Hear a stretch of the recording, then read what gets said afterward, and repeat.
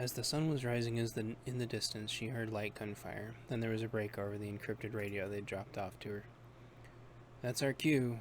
You ready there at Lehman, Niner?" Nines calmed back. "Ready. Swing around to the back entrance. Copy on rear entrance. Be there in 10. Everyone rallies at my place in 5. Nines checked over every surface to make sure she had everything. She had all the boxes moved to the rear entrance, and she had all of her bags packed. Nines went and grabbed some spare hiking boots and put them on. They'd sat since the summer, when she liked to go on brief hikes on beautiful days. More gunfire in the background. It might have sounded like it was getting closer. Nines had never heard gunfire outdoors before. It sounded weird. Nines got one more box that was empty and cleared her desk literature into it, then started unplugging all of her electronics and set them in the box. It was all state-of-the-art, and who knows when another set would even be available. It was all of the control equipment for her security system. And some of the books she read when the recovery took forever. Sometimes you only had what you could salvage. Night vision was super important, and all they would need is a power source.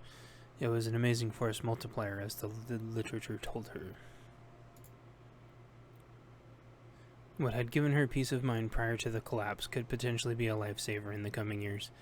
Nines ran into maintenance, and got a tool that could reach and get all of her cameras down by raising up and getting out some of their pre-built sleeves that had made maintenance and directing a breeze. She ran outside in a rush without looking and started to get the cameras down. Nines popped the cameras out as fast as she could and was putting them in a box running around the building. She got several down before her senses abruptly alerted her that something was wrong. Whether she felt it, heard it, or had seen it out of her peripheral or a reflection, she didn't know. There were 5 guys running at her for dear life. Nines immediately knew they were bad guys. In one motion, she unzipped her jacket, reached in, and grabbed her full-size 9mm with her right hand and pocket pistol with her left hand. They all had weapons, and some of the weapons looked like they might have seen action. All Nines saw was paper targets. She trained under stress, and her hands tightened as her firearms instinctively pointed downrange. Nines could see them and what was behind them, all at the same time. She opened up on them as she had so many times at her paper targets, several bullets finding their marks. Her defensive rounds ripping through denim and jackets, then stopping somewhere between 12 and 18 inches like they were supposed to. As long as they didn't hit bone, or miss, of course. It was admittedly hard to miss. They weren't running in a pattern, expecting double mag dumps on them. They were running scared. But from what? From around the corner down the street, she heard motor vehicles. There were several, and they were large. Nines got halfway through emptying her full-size 9 when her pocket ran empty.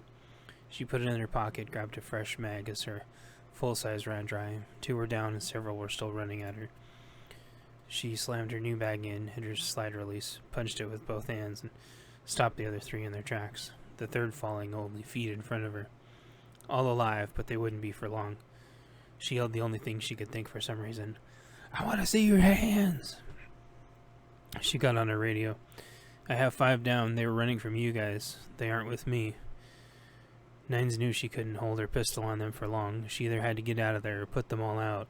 It was a scenario she'd read so many times on how improbable it was to successfully hold a pistol on someone for very long. Copy, we're a block out. Nines stepped back, taking in the situation. She started to shake. They had several bloody weapons, and several of their arms weren't bending. She assumed they had more concealed weapons literally up their sleeves. One started crawling. "Don't move!" Nines yelled, but the bad guys realized she wouldn't shoot them as they weren't a direct threat now. They were right. Nines wasn't going to shoot them. She wasn't trained or mentally prepared for what was basically an execution. She'd taken first aid, though, and wanted to render first aid. She reminded herself that they would kill her the second they had a chance. They might use her as a hostage or kill her outright, and then all of her book saving would be for nothing. She took a few steps back, trying to buy time for the convoy to get there.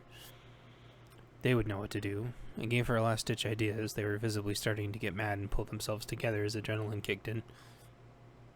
"Do you have any idea what they're going to do to you when they get here? You'd better go, now." They had a realization wash over their faces. She had bluffed well and played directly to their fears. They pulled themselves up, several holes in them apiece, but they ignored it. Several of them didn't even make it to the edge of the parking lot, but it had the desired effect. The convoy got to the library, and everyone unloaded and started securing the perimeter. Get everything you want loaded. Direct the guys what to do. We leave in 5. Some younger kids popped out and ran over to her like they lived for helping and following directions. Some of them she recognized from being at the library before. We're here to help, miss. What goes? They all had worker gloves on. They'd obviously been helping since this started and never stopped. All the boxes in the back get loaded. She handed the kid her reach tool and explained to them that all the cameras needed to come down and go into the box, and he nodded. Nines spoke. The rest of you follow me. The convoy security detail split into 2 pieces. One security the inner perimeter, and a few scouting out to make sure there wasn't a larger group these punks had splintered off of. The leader, a guy recognized occasionally being at the range, walked up to her with 2 radios on him. She had pointed out the boxes and the kids were loading everything as instructed. Good job, Nines. You held the library and chased off your very own mini scout squad. Nines felt queasy, but there was no time for it. She nodded, choking back tears and bile. One of his comms went off, but it wasn't a frequency she was on. Rendezvousing at location Charlie and 5, over. He picked up the radio. Copy and 5, over.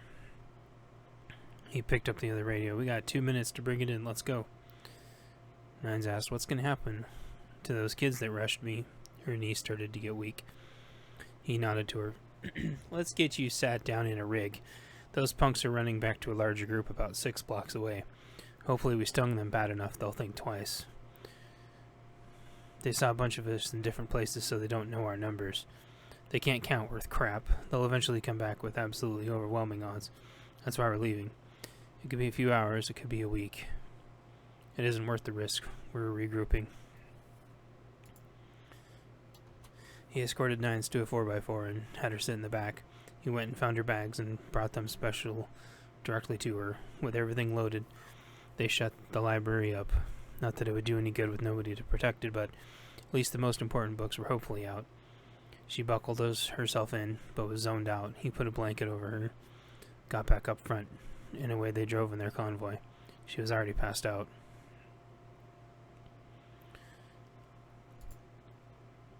The story of Drone Girl. In the suburbs of South Seattle, night of collapse, winter. Chapter 8. So this is what losing everything feels like. Parking lot, night. Another night in the parking lot, in the cold, bundled up in her blankets. The window cracked slightly to allow the vehicle to breathe. It was cold outside. She had purposefully driven away from the storm, so she wouldn't get caught up in the chaos that storms always bring. She was a quarter mile from trees and electricity poles underneath a well-lit lamppost. She didn't think the storm would be powerful enough to knock anything that big down here, but the information on the news was never accurate about location or strength of storms in the last few years.